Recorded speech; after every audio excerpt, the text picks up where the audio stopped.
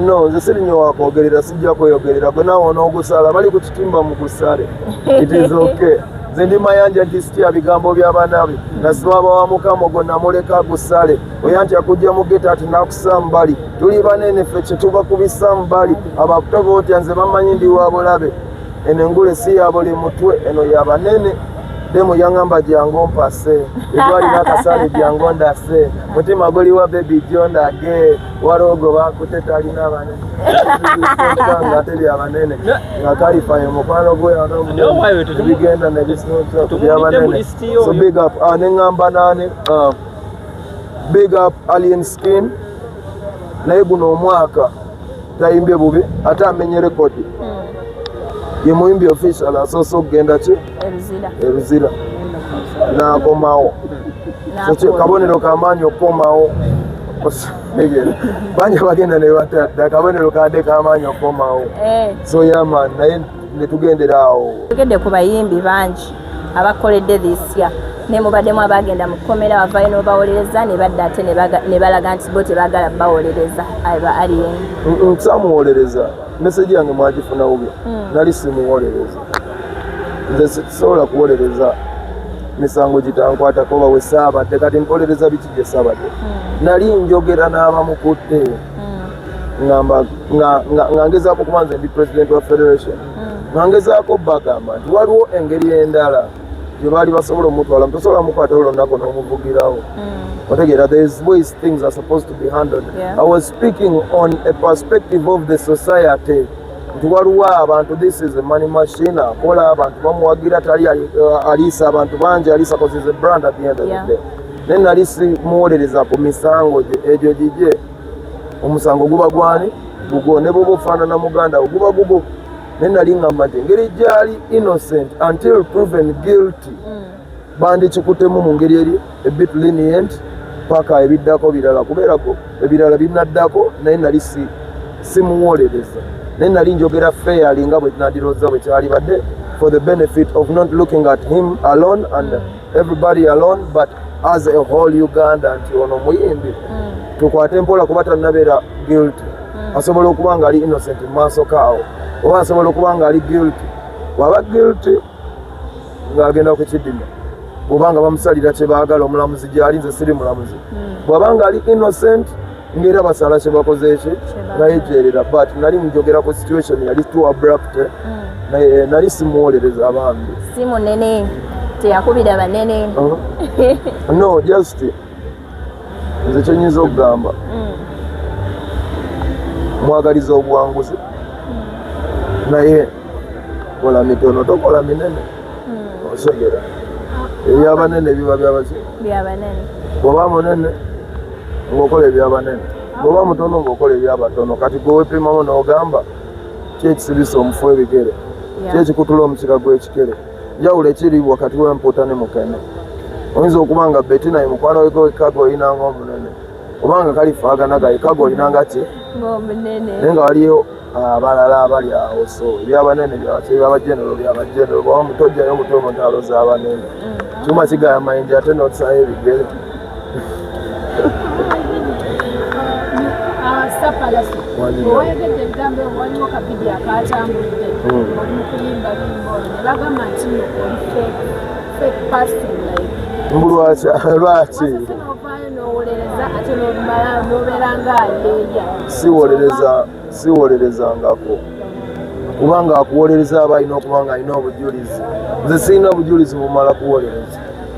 naye ekituufu kiri nti Maria gwe nga news personality professional bw'oba olina kyokoze they have to look at the effects on the community and the effects on the law ne babalansinga nze nali mbaddeko mu nsi gye bagamba omuntu nti komawo mu wiiki 3 sooka ogenda otereezaawo tesobola kutwala buki nali njogera ku kyakumutwala butwazi bw'oba oneegenderezza naye siri looya nnyo simanyi kuwoza misango naddala gye mbasirabye sirina bujulizi naye nga no I was just what music is entertainment we have fun osegeera nga naawe no tayinza kitwala bubi kubanga era did you see the reply after when he was out reply yeah no nga the reply yabadde nga egamba nti no like abantu abamu mulinoonya like mulinga abanoonya ebyammwe nga mwe yes because they asked him Pallaso yavayo nga ali ku side ng'agamba it was bad n'agamba abantu abamu benoonyeza byabwe like yagamba nti olaba naye yennyini mumwava ne mumuwolereza nga ate naye yennyini byamulemu okuwolereza n'afuna balooyo no saakiraba ekyo naye nze kyemmanyi bambi sirina buzibu nnyo naye osegera tewali just entertainment kibanyumira kyekitunyumira nothing personal osegera byaliwo naye kati tuli ku birala at the end of the day nsobola okwogera kyoyagala nange nsobola okwogera kyenjagala naye nga gye biggwera bagamba ki byabanene bw'oba ng'owulira amasannyalaze gali ku baasi ago togamba kambeere ebweru nkulabe ng'oli mu masannyalaze ago sigaagala amasannyalaze betina agago naye bw'oba ng'olaba amasannyalaze osobola okujja n'ogamperako ewange bo nga galeete naye bw'oba ng'oli mu motoka ng'etambula egenda nga tetuli awo togamba sigaagala gasigazi bulungi mukwano oli otyo obulamu buli butya obulamu bweyagala tebulina complain tuli mu December omwaka gw'okutambulidde gutya omwaka gutambulira ddala bulungi ebyo tubitambulanga bwe nabibala buli kimu nkira mubiraba ku TV mubiraba ku mawulire just twongera kwebaza weebaza Mukama kubanga buli lunaku ayongera okwolesa amaanyi ge era guno omwaka gubadde gwakabinteeredde mu album yange gye bayita We Outside enyimba zonna ezigenzeko zikati zitrendinze buli wamu nolimba ne Harmonize went up Friday bayita Only You lutrendinze mu nsi esinza odwagala bagiyita Nigeria bulijjo bagamba abanigeria tebatuwagira naye leero wambi nebaza abanigeria okuluwagira kubanga balustreaminze nnyo ku Spotify ensi ekulembedde nebaza n'abanauganda ba batuwagidde ate mwaka ku mwaka ne Africa yonna so we are still pushing obadde babuuza lufuluma ddi naye bagambye Friday video lwafulumye video yalefuluma ku Friday egenda kubeegwa era mugyerinde yakabinya tabu ebifaananyi byanjawulo tugenda kugibateera ne mu 3D osobola okwambala galubindi zino eza 3D n'ogiraba kubanga Frank Jabo yagenda mu America n'asoma yasoma we bakola video za 3D kati video eno yagikozeemu ne fashion ya 3D abalina 3D ewaka osobola okufuna fashion yo n'ogirabira mu galubindi za 3D so egenda kwefuluma ku Friday baluyita Only You balutrending sizamwe bali new album yange streaming ku Spotify Audiomack nebaza mwena ba James Probably omu Dito Music abanyambyeko kubanga etambula bulungi wakoze oluyimba olulungi naye ate apparently tulina ennyimba ze tuliraba abantu ze bali complaining after their not good songs whereby even UCC intervened mabega kawo nga olwa Gravity walulabi nenda dukeberako baluyita omunyo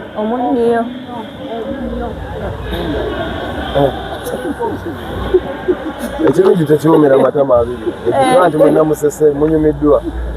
so kakebereko nange kayinza okunyumirangamu nanamulo kabanyumidde nange ngera ka big up my brother Gravity yamanyi buli omu ettaffaali ku Uganda music alina okugatako ettaffaali lye so yaman negenda kakeberako kalina okuba kanyuma kuwanda byemusanyusa abantu bagamba oluyimba luno luwemula and it's not a good song for the kids whereby abantu abamulina abaana oyinza oba otambuza gundi ku YouTube n'olulaba neweekanga noswala amaaso g'abaana ngenda dwetegereza naye nga mu nsi ezitwawukanako awo omanyi music tosobola kulimitinga music naye mu nsi ezitwawukanako balonda essaawa z'abaana balina we bagendera mu bulimi wabayo obuyimba bw'ekiro abantu abakulu fresh kid anyuma nnyo ku ssaawa omukaaga ogw'emisana awo tuba tuyingira awo mu ssaawa 3 awo ne tuyingira mu Pallaso ne tusindamuko ku mukwano tuba tuva mu mukwano ssanga mukaaga ogw'ekiro ne tugenda mu Gravity awo akayimba ke kakubira akayimba ki nkaweereza mwenna abamatira Gravity big up omwaka guli kuggwako how do you rate music this year abayimbi bakoze batya this year oba otunuddemu music is music of course abayimbi bagezezaako abayimbi bakoze buli kye basobola bonge video tuzikoze audio bazikoze competition weeri up and down waliwo no muganda wange Nando Love yakubye ennyimba 2 Mpologoma na Wolovu ogamba olaba nti industry yonna nsanyufu okuba nti Nando Love yakubye ezo ennyimba kubanga buli omu alabye asoye nasanyuse nnyo era buli omu olaba nti buli omu yasanyuse Uganda ebadde erudde okubeerako omuyimbi ajja nga tewali nnogo naye omwana teyabaddeko nnogo abantu bakuulinze bonna bagamba Nando Love ashininge so yaka akayimba ka Nawolovu kanyumidde ate akakubye mu kuggalawo omwaka so respect music egenda maaso nange ntadde we outside album yange etambudde bulungi hits zibadde nyingi n'abawagizi baffe banyumiddwa bingi nammwe abannamawulire ne TV mukoze omulimu gw'amaanyi kuba kino tekisobola bw'omu tukolera wamu so big up tungera buli omu apushinga segera buli omu agattako ettaffaali ly'essamwe so buli agatiseko ettaffaali bw'omu muzimba ekizimbe buli kasenyu kabala newe kaba mpeke y'akasenyu it's important for Ugandan music I think tutambudde kubanga akyaliwo era agenda mu maaso kyakali amugambye mutambudde era zikoze gwenga buli muntu abaako n'ebizimu nnyimba ezikumunyumira n'oba yeebaseza agamba nti zino bayimbi ki abakusingidde nga 10 n'ennyimba ezikoledde akasoose gwe akasinga okunyumira kaliwo kakisinza okusanyusa kali akasoose bakayitani Bettina Uganda abayimbi 10 abakusingidde n'ennyimba ezikoledde mu Uganda muno moka mu Uganda muno omuyimbi abamu kubasinza okunyumira nze Pallaso omwaka gwaggulwawo Azawi Masavu I love that song namba 10 nzo sijja namba zemmenya I don't know if arrangement naye nga nze nkubulyanga bwe mbijjukira ndozera ya arrangement Azawi mubaddemu oluyimba lwa Shiba ne Young Mulo Sipimika lunyumidde kubanga abantu bapimapima nnyo ne bapima ne batapima era waliwo ebibalema nze nga nze kanyumidde ako Sipimika enjombaamu Oma Africana mubinging up baby ma kubanga twakola oluyimba mu dakiika ntono nnyo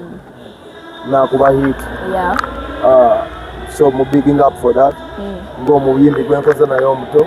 na breaking up through Dr. Chameleon oyo yo kimanyi guno mwaka gwe akubye byabanene olwo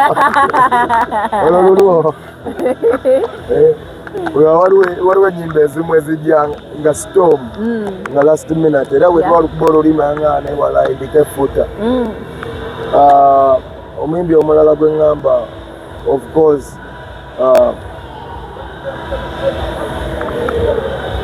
Bebe Cool lwaki mwogera kubanga nga legend agenzeeko e Nigeria na inspiring abantu bangi nagezaako bikyusa n'abasuubiza nti agenda kola ne albums ekyo nkirespectinga kubanga ku myaka gyange olumu mpulira nga nkooye naye ate nga ye already yaliwo emyaka nga 15 oba 2 before me so nkirespectinga okubanga akyali hard working Lord Fred Sebata kubanga akoze emyaka 2 nga legend ekintu ekyo tekituukikako bannange abayimbi bannange mbagamba nnyo yokuba endongo nobeera successful ekyo kimu naye nokuuma obulamu is a success kati omusajja yagatta 2 just lwakuba abantu nga bwobimanyi naye nga I big him up abayimbi omulala Eddie Kenzo olwabalipira boda yalukuba mu timing yali ennungi ennyo also nakulembera federation y'abayimbi yadde bamuvumye yadde bibaddewo bingi ffe tuli mabega naye at the end of the day nkimanyi nange nti byalwanira bigendererwa birungi nti ate tebiyamba yeeka ng'omuntu era muwa respect olw'okuba nti asacrifices career ye n'agiteeka on the line n'akasukibwako amayinja lumu baligamba babirizuula nga information entuufu erizze bali musaasira nti agezaako okuyamba omuntu nga Lord Fred Sebata eyakulira mu generation etali digital nga kati yafuuka digital ng'ate talina wabifuniramu nga bingi ebiri awo nensalutinga Gravity kubanga Gravity omuntu gibambye omwaka guno gubaddemu ups and downs nyingi naye perseverance leero ndabye yatadde oluyimba sinalumanya linnya naye lutrendinga ku YouTube number 8 kintu ekyo kinkutteko nnyo ku mutima okuba nti lutrendinze mu battle gyabaddemu nensalutinga Bobby Wine olw'ensonga Bobi Wine mu bayimbi role gy'akola nnene kitegeera is a big picture era ne bw'akola atya asigala muyimbi tebaligamba mbu omusambi w'akapiira ani so he's a good leader. Nensalutinga Spice Diana, nensalutinga Shiba, nensalutinga Nina Rose, nensalutinga Joey Landa, nensalutinga Scoop Lama Naterera. I am proud of him. Nensalutinga Nato Boss, nensalutinga Hozambe. Aba bantu bakoze ekintu kyesisuubira. Nensalutinga King Saha. King Saha akoze bulungi. Nyo just mukubiriza okwongera okuba nga abeere wa ttabu nga tazikiza ate nga tayawulayawula nnyo okitegeera kuba obumuge ki gemaanyi gegakutuusirawo ekiri yakimanyi so big up King Saha neŋŋamba ani awo omulala ani Fiki Gaza Fiki Fameka omwaka guno Joey Landa, those people have shined. Bane list zembagamba za watu shining ebya ddala nga tebiriko okubuzaabuza neŋŋamba nnyo omulala okwenda byewaawo Little Puzzle akoze bulungi then nensembyayo nange nenessaako nze sirinyo wakwogerera sijja kweyogerera gwe naawe onoogusala bali ku kitimba mu gusale it is okay nze ndi mayanja nti sitya bigambo by'abanabe nasibaba wa mukama ogwo namuleka gusale oyantya kujja mu geta ati nakussa mbali tuli banene ffe kye tuba kubisa mbali abakutoba otya nze bamanyi ndi wa bulabe eno engule si ya buli mutwe eno ya banene demo yangamba jango mpase ebwalina akasale jango ndase mutima guli wa baby jonda ge warogo bakuteta alina abanene nga teri abanene nga kalifaye mukwano gwe bigenda nebisinoto byabanene so big up neŋŋamba nane big up Alien Skin naye guno omwaka tayimbye bubi ate amenye rekodi ye muyimbi official asoose okugenda ki Eruzira n'akomawo kabonero kamaanyi okukomawo banja bagenda ne batadde akabonero kadde kamaanyi okukomawo so yaman naye netugendera awo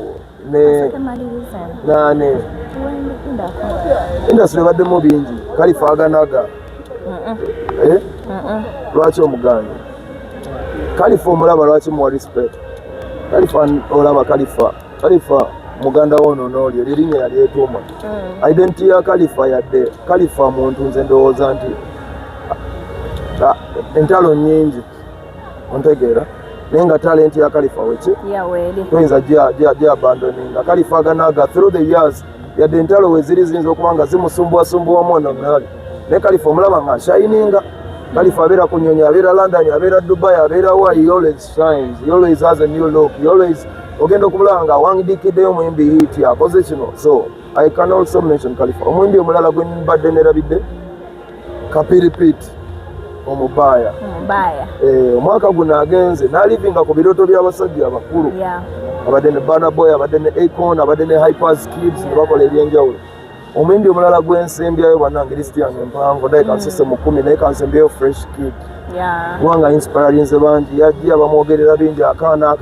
ako n'asoma era big up Kampala parents n'avaayo kati graduate wa primary 7 era Fresh Kid ng'eggwanga tumwagire ku show ye nga 7 ng'omwana mulete abaana bonna bazadde mmuleete kubanga is a good example, is a good picture ayogera oluzungu abagaza abaana bamwe music. He's a good picture and he's a good leader. So I think Fresh Kid na ini nomu mentioning akubanga graduate is a P7 guno mwaka. Success and congratulations to Fresh Kid. Beba bayimbi bange. Okay, oyogedde ku bayimbi bangi abakoledde this year. Ne mubaddemu abagenda mu komera bavayo n'obawolereza ne badda ate ne balaga nti bo tebagala bawolereza aba alien. Samuwolereza. Message yange mwagifuna bubi. Nali simuwolereza. Nze sisobola kuwolereza. Misango gitankwata koba we saabadde kati mpolereza biki gye saabadde nali njogera n'abamukoledde nga ngezaako kuba nze ndi president wa federation nga ngezaako bagamba nti waliwo engeri endala gye baali basobola omutwala tosobola mukwata olunaku n'omuvugirawo otegeera there is ways things are supposed to be handled. I was speaking on a perspective of the society nti waliwo abantu this is a money machine akola abantu bamuwagira tali aliisa abantu bangi aliisa cause is a brand at the end of the day naye nali simuwolereza ku misango egyo gigye omusango guba gwani gugo ne bwoba ofaanana muganda guba gugo naye nali ngamba nti engeri gyali innocent until proven guilty bandikikutemu mu ngeri eri a bit lenient paka ebiddako birala kubeerako ebirala binaddako naye nali simuwolereza naye nali njogera fairly nga bwe nandirowooza bwe kyali badde for the benefit of not looking at him alone and everybody alone but as a whole Uganda nti ono muyimbi tukwate mpola kuba tannabeera guilty asobola okuba nga ali innocent mu maaso kaawo oba asobola okuba nga ali guilty bw'aba guilty ng'agenda ku kidima bw'obanga bamusalira kye baagala omulamuzi gy'ali nze siri mulamuzi bw'aba nga ali innocent ng'era basala kye bakoze eki nga yejeerera but nali njogera ku situation yali too abrupt naye nali simuwolereza abambi si munene teyakubira banene no just nze kyenyinza okugamba mwagaliza obwanguzi naye kola mitono tokola minene osegera ebyabanene biba byabaki bw'oba munene ng'okola ebyabanene bw'oba mutono ng'okola ebyabatono kati gwe weepimamu n'ogamba ki ekisibisa omufu w'ebigere ki ekikutula omukira gw'ekikere njawulo ekiri wakati w'empuuta ne mukene oyinza okuba nga beti naye mukwano weko wekkaga olinanga omunene obanga kalifaagana gaikaga olinanga ki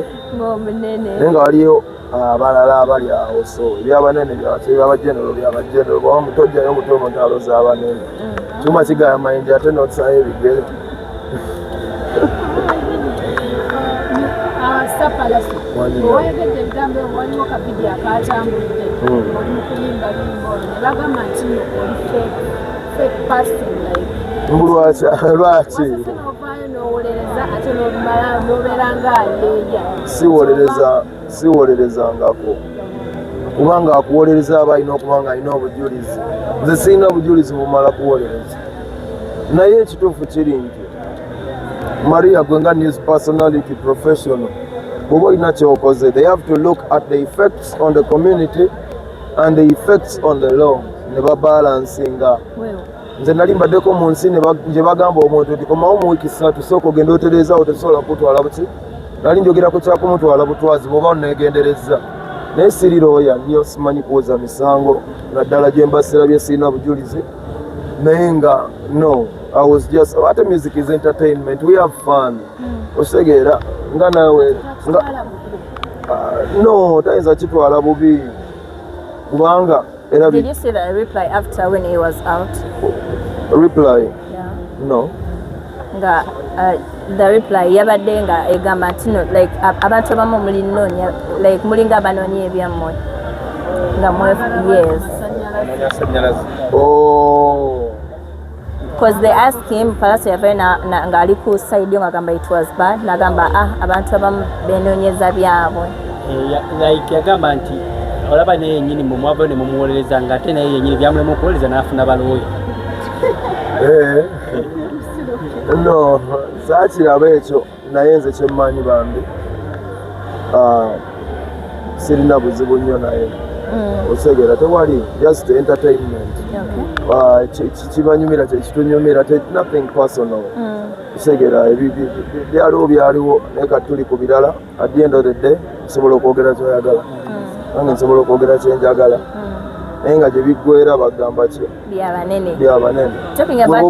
bw'oba ng'owulira amasannyalaze gali ku baasi ago togamba kambeere ebweru nkulabe ndi mu masannyalaze ago sigaagala amasannyalaze betina agago naye bw'oba ng'olaba amasannyalaze osobola okujja n'ogamperako ewange bo nga galeete naye bw'oba ng'oli mu motoka ng'etambula egenda nga tetuli awo togamba sigaagala gasigazi